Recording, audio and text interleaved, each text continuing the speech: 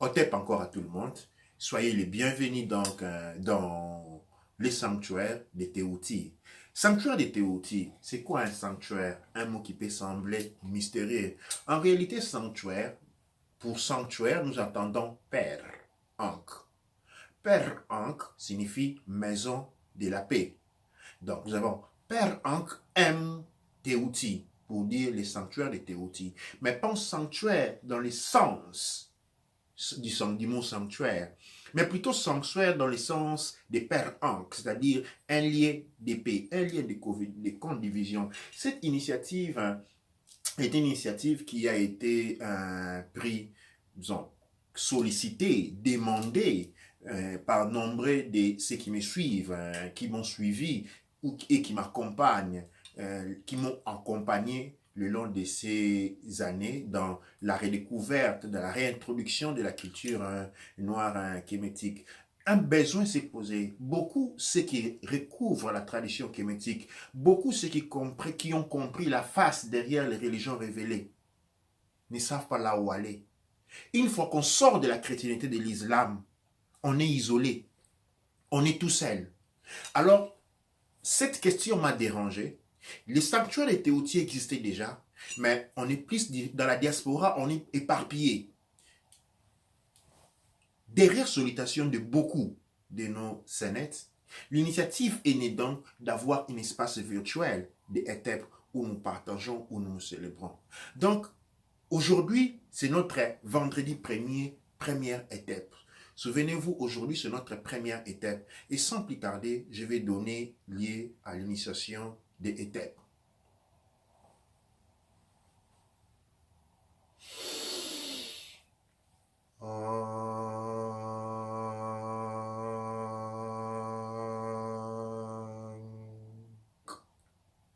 Anatrak Hembekheads, Nook Hembekheads.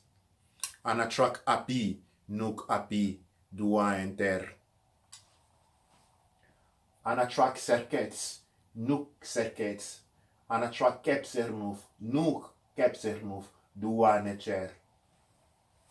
Anatrak Asts, Nook Asts. Anatrak Amsets, Nook Amset, Dua Necher. Anatrak Needs, Nook Needs. Anatrak Duamotef, Nook Duamotef, Dua Necher. Anatrak Needs, Noots, Nook Noots. Anatrak Geb, Nook Geb, Dua Necher.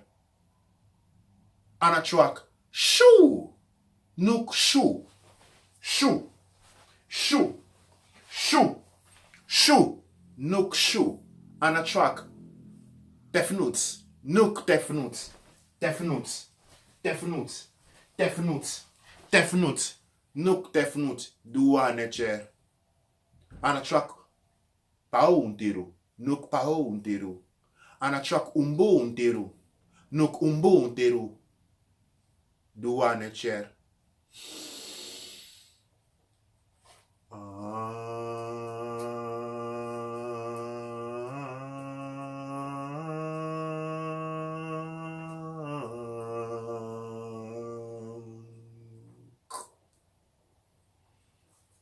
Ici, nous allons célébrer les rituels de l'ouverture de la porte, l'ouverture de la voie. L'ouverture de la voie est un rituel qui a été reconstruit pour nous par notre aîné, notre grand aîné, un des grands leaders, des grands aînés de la communauté kémétique, Baba Eru Shemaj, du sanctuaire de la d'Epta à New York, à Bronx. C'est un sanctuaire, c'est un rituel qui a été célébré dans l'Antiquité et qu'aujourd'hui nous pouvons célébrer. Alors vous allez voir que pendant le rituel, je passe sur les 4 points cardinaux. Les 4 points cardinaux, et chaque point cardinal est représenté par des divinités, des Netchers. Nous devons voir, nous avons comprendre, réaliser que les Netchers ne sont autres que les attributs du Neb Ercher, les attributs du Créateur, qui qui ont été cristallisés dans l'énergie et de la matière et donc sont présents en nous. Dans la tradition kémétique, nous n'apprenons pas, mais nous réveillons les facultés en nous. Nous, en tant que créatures, en tant que semblables du créateur, du Neb Ercher, nous avons tout ce que le créateur a. La différence est pas dans la qualité, mais dans la puissance. Le créateur réalise tout ce qu'il veut en une seule seconde. Nous, les Moutou, on réalise les mêmes ce que réalise le créateur, mais dans un temps un peu plus long. Ce rituel est à célébrer, s'il vous plaît bien, chaque matin ou même le soir. Cela vous permet de vous reconnecter à votre antiquité. Aujourd'hui, nous parlons de notre premier serment. Et dans notre premier serment, il y a des éléments. J'ai perdu beaucoup de temps où j'ai été en méditation essayant de comprendre qu'est-ce que réellement je peux dire durant notre première rencontre, notre première étape. Eh bien, le mot otep retourné à moi. Le mot amen retourné à moi. En fait, aujourd'hui, cette première étape, nous allons parler de amen. Beaucoup qui viennent de la chrétienté connaissent le mot amen. On leur a dit, quand vous finissez de prier, vous dites amen. Aujourd'hui, dans la tradition kémétique, nous avons appris que ce mot est un mot qui vient de l'Antiquité, est un mot qui vient de la tradition kémétique. Amen signifie l'état où l'énergie est calme et la matière complètement stable, immobile. C'est l'état de paix. Et aujourd'hui, je vais utiliser cela pour faire notre première étape. Que recherchons-nous dans la vie? Nous nous réveillons les matins. Nous voulons manger. Pourquoi voulons-nous manger? C'est parce qu'en réalité, après avoir mangé, on est satisfait. Mais qu'est-ce qu'il y a derrière la satisfaction qu'on obtient après avoir mangé? Sens de paix.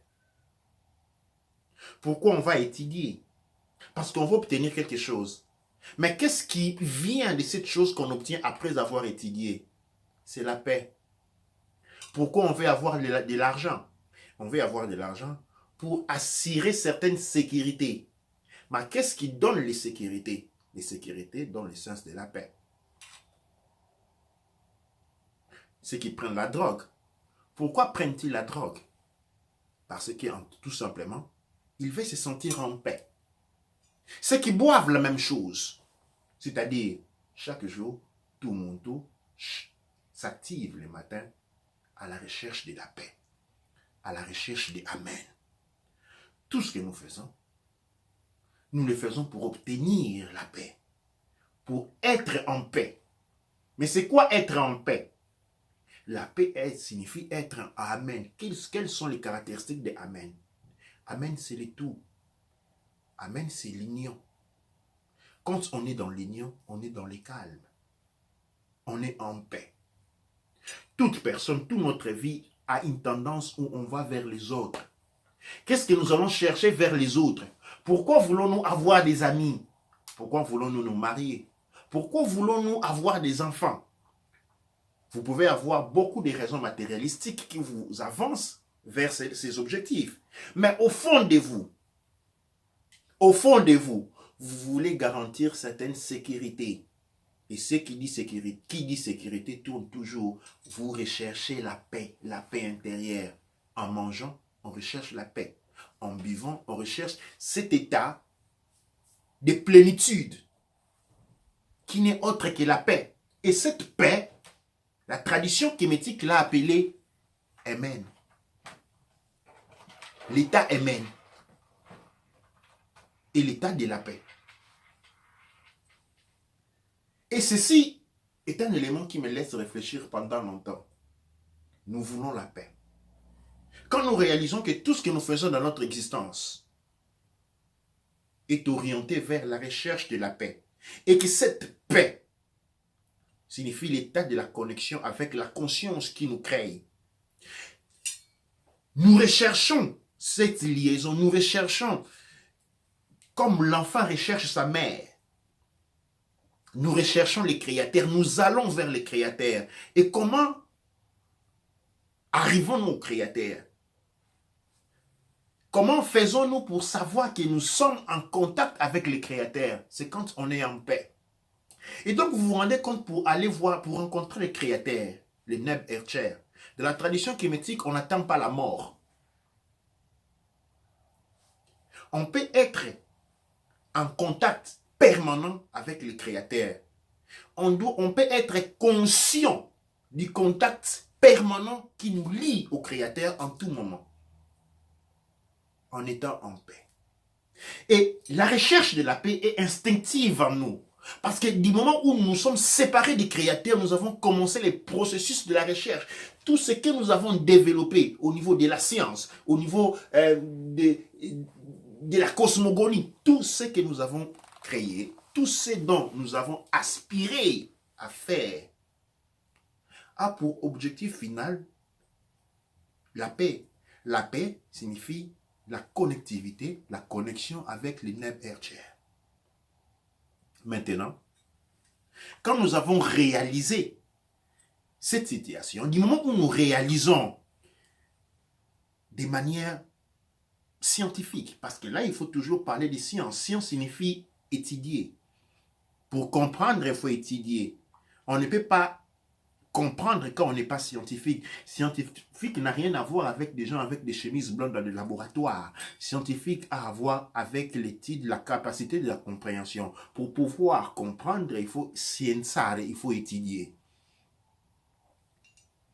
Pour pouvoir comprendre, il faut faire le kakuts, qui signifie étudier. Maintenant, du moment où nous réalisons que tout ce que nous voulons, tout ce que nous recherchons, avec les 1000 millions de moyens, et c'est lui qui va voler à la banque, et c'est lui qui attaque les autres, et c'est lui qui critique les autres. En réalité, pourquoi l'on critiquerait les autres? Parce qu'on se sent dérangé intérieurement. Il y a quelque chose qui ronge, et on veut se débarrasser de cette chose qui ronge, parce qu'on veut être en paix. Alors, on parle.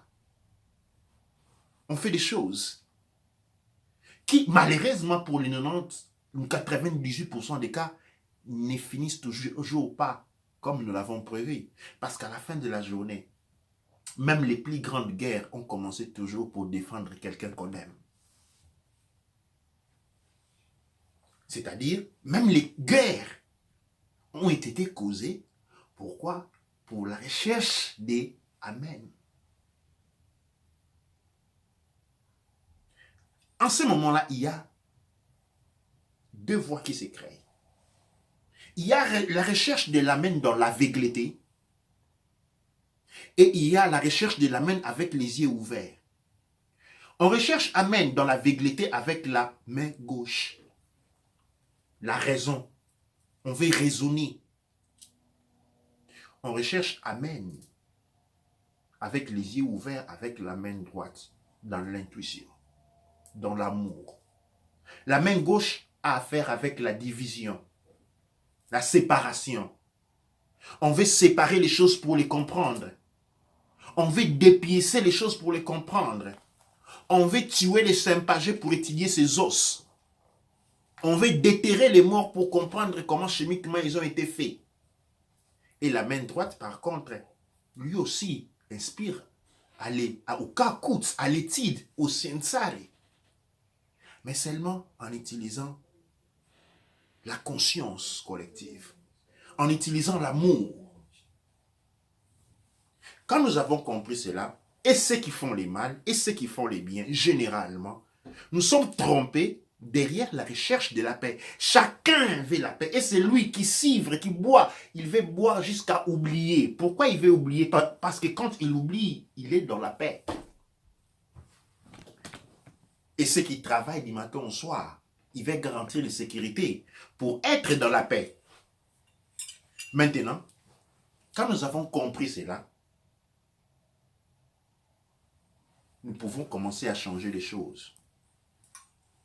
Du moment où nous avons compris l'objectif, et bien entendu, je vous demande personnellement de revoir, de faire un kakuts, de réétudier ce que je viens de dire, de réétudier cet époux. et d'essayer de voir combien est-elle vraie pour vous. Une fois que vous avez fait cela, maintenant, étudions les voies et moyens pour obtenir cet état de Amen.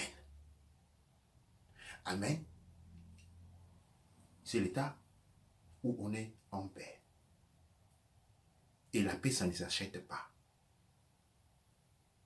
On peut dépenser des millions de dollars pour acheter des alcools, pour conduire des voitures de luxe, acheter des grandes maisons. Mais ça, on n'achète pas la paix. On est de l'illusion de l'acheter la paix. La paix, c'est un état de reconnaissance que l'on est en connexion avec le Créateur. On peut rechercher la paix avec les yeux ouverts ou on peut rechercher la paix avec les yeux fermés. En recherchant la paix avec les yeux fermés, on finit par créer beaucoup de mal aux autres. Et le mal qu'on crée pour les autres, c'est le mal qui retourne vers nous-mêmes. Et quand ces mal retournent vers nous-mêmes, nous devons nous protéger de ces mal. C'est comme les voleurs qui, après avoir volé, se payent un service de sécurité pour protéger. C'est pour se protéger des autres voleurs et de ceux qui vont venir reprendre ce que lui, il leur avait volé par avant. Et vous allez vous rendre compte pourquoi nous avons besoin de sécurité. Pourquoi nous avons besoin de prendre des mesures de précaution. C'est parce que nous recherchons la paix avec les yeux fermés. Et la recherche de la paix avec les yeux fermés, la recherche du Créateur avec les yeux fermés, nous laisse à l'appétit des manipulateurs cosmiques, des énergies cosmiques qui nous font beaucoup de mal et nous utilisent. En fait, c'est ce que j'ai voulu partager avec vous le long de ces premières étapes pour aller en profondeur. Et nous devons réaliser que pour réaliser Etepo, pour réaliser la paix, nous n'avons pas besoin de beaucoup.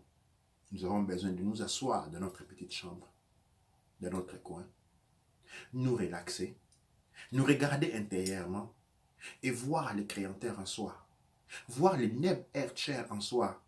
Et quand on a vu le Créateur en soi, le Créateur s'exprime à travers les mille choses.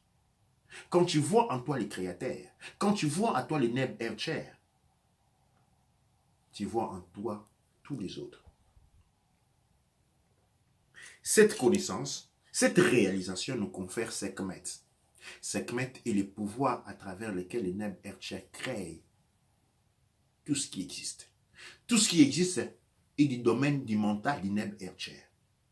Ce pouvoir créateur a été instillé dans le Muntu qui lui aussi a le pouvoir de créer à travers la manipulation de son mental.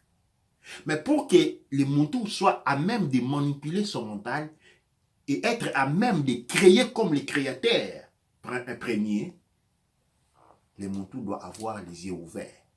Les yeux ouverts signifie la connaissance. La connaissance, ça n'a rien à voir avec les études. La connaissance, c'est un patrimoine. La connaissance, c'est un héritage. Donc, les 90% est passé à travers les cas.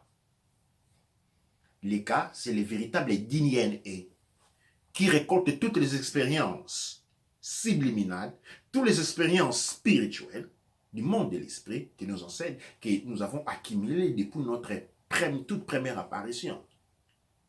Et là aussi, pour mettre un peu plus de clarté dans le langage, quand nous disons monde spirituel, dans la tradition kémétique, le monde spirituel n'est pas divisé du monde physique. Le monde physique est une partie du monde spirituel. Quand nous parlons du monde de l'esprit, dans le monde de l'esprit, la partie la plus basse, c'est ce qu'on appelle le monde physique. Et nous sommes dans cette démarche de nous apprendre cette connaissance. Et un exemple qui m'a été suggéré par un de nos héros, c'est celui d'apprendre à utiliser dans notre langage courant les éléments linguistiques appartenant à nos ancêtres. Gardez-vous de bien comprendre cela. Par exemple, pour nous saluer, nous disons Beka Nefer. Nefer signifie bien. Pour complimenter quelqu'un, on peut dire Nefer, qu'il est bien, qu'il est bon. Quand quelque chose a été fait de bien, nous pouvons aussi toujours utiliser le mot néfaire pour remercier qu'il a été fait. Je vous recommande l'étude, hein, pour ceux qui parlent la langue de nos ancêtres, leur langue maternelle, ce qui est quelque chose d'important.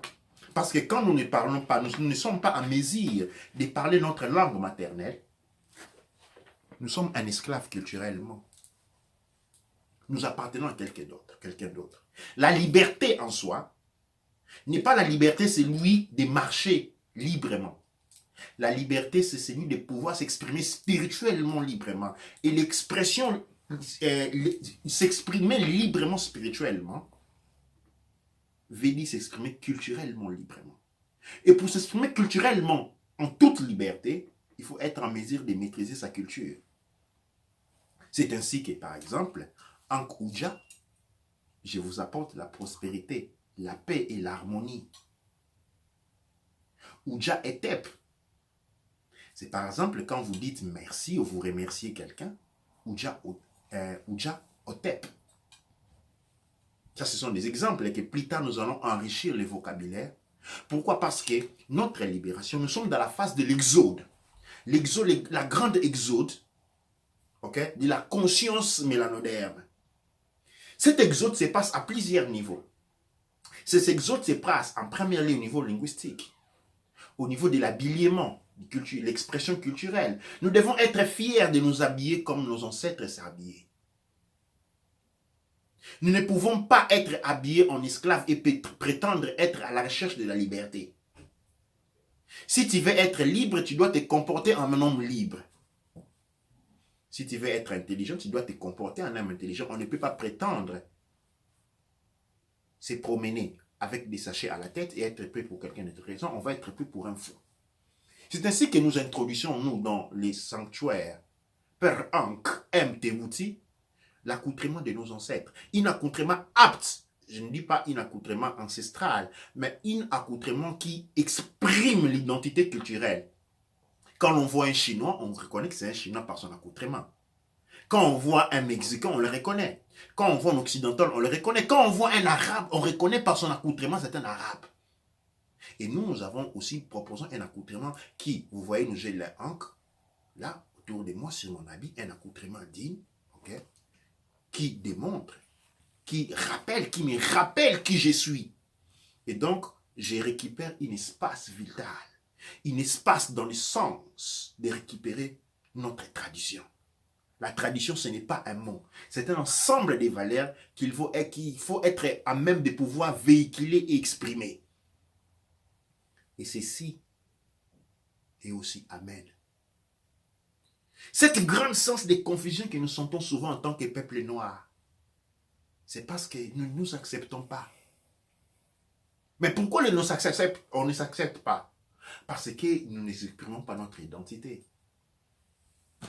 Notre identité, c'est l'union.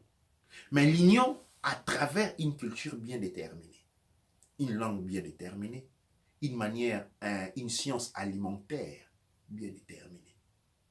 Et tout ceci rentre dans le contexte de ce que nous appelons Amen. Amen, la paix. Amen, l'essence de la complétude. Amen, l'essence de la joie profonde. Amen, l'essence de gratitude que nous devrions éprouver chaque jour. Tous les oiseaux, tous les êtres de la nature, chaque fois sont gras avec ce que nous recevons, ce qu'ils reçoivent. Imaginez le soleil qui se lève chaque jour pour nous, qui a déjà payé un franc au soleil. Ou l'oxygène que nous respirons, qui nous est produit par les arbres et que nous maltraitons. Vous voyez combien de choses nous recevons gratuitement. Et qu'est-ce que nous donnons en échange? Rien du tout. Pourquoi nous ne donnons rien en échange? Ce n'est pas parce que nous devrions donner quelque chose en échange. C'est parce que nous ne donnons rien parce que nous ne sommes pas en paix. Le soleil, Ra, est en paix. La ligne est en paix. Les animaux est en paix. La nature est en paix. Tel est l'essence de la plénitude l'essence de la synchronicité, l'essence de l'unicité avec le Créateur. Maintenant, quand nous sommes dans la division, quand nous devons nous séparer des autres, nous ne sommes pas en paix. Et quand nous ne sommes pas en paix, nous souffrons. Et depuis le départ, il y a un élément qui fauche. C'est avec ces mots que je veux vous laisser réfléchir, méditer puissamment. Et nous allons nous retrouver les prochains vendredis pour continuer. Dans l'entretemps, nous sommes en ligne, live sur YouTube, sur Facebook, excusez-moi. Hein? Et ceci, je vous demande de de visiter notre... nous avons créé une chaîne particulière YouTube pour les sanctuaires, les Père Ankh M Teouti, les sanctuaires de Teouti, qui s'appelle Sanctuaire de Teouti. Et là, nous allons avoir tous les vidéos. Après avoir fini ici, nous allons passer tous les vidéos sur YouTube, de manière que ceux qui ne l'ont pas suivi, ils peuvent les suivre. Donc, je vous demande d'aller chercher Sanctuaire de Teouti et vous allez trouver cet enregistrement aussi. Invitez les autres. Écrivez des commentaires, posez des questions. En phase de conclusion, le sanctuaire de Teouti a été créé pour recréer Kemet. Nous ne devons pas attendre demain. Nous ne devons pas attendre d'arriver sur Kama pour recréer Kemet. Nous pouvons le faire maintenant. Utiliser les instruments que nous avons à disposition pour recréer Kemet. Mais c'est quoi Kemet? C'est quoi Kemet en réalité? Kemet, c'est toi. Kemet, c'est moi. Kemet, c'est nous. Et quand nous sommes en mesure de fonctionner en relation avec les aspects positifs de notre culture, de notre patrimoine, la capacité de s'entraider, d'accepter les autres, de comprendre nos erreurs, de nous supporter, d'apprendre à nous regarder pour les biens que nous sommes en mesure de faire. Et non toujours pas dans le sens de l'immigrant, parce que tout ce qu'on entend, les Africains, les Noirs, les Africains, les Noirs, on se lamente du jour à la nuit, de nous-mêmes. Pendant que quand nous avons besoin d'aide, où est-ce que nous n'allons pas chez les Blancs? C'est toujours chez les mêmes Noirs que nous allons trouver l'aide. Quand tout le monde va vous abandonner, c'est toujours vers les vôtres que vous allez. Mais ces biens-là, vous l'oubliez tout de suite, parce que aussi longtemps, juste après que vous avez obtenu l'aide, les Africains, les Noirs, les Africains. Donc, pendant trop longtemps, nous nous sommes pris et repris l'épaule et les épaules, les coudes et les contre-coudes pour les aspects négatifs de nous. Je ne dis pas que nous n'avions pas. Mais je dis ici, dans les sanctuaires de Teouti, dans les Pères Ankh M Teouti, ce que nous apprenons à faire, c'est celui de nous considérer pour les parties positives que nous sommes en mesure d'exprimer. Je vais finir dans ces rituels, c'est Etepu, en prononçant les paroles de pouvoir, les Ekaou. Amasu empa emra sangsu, emen ra empa emra, aou kwaura manketipa erura.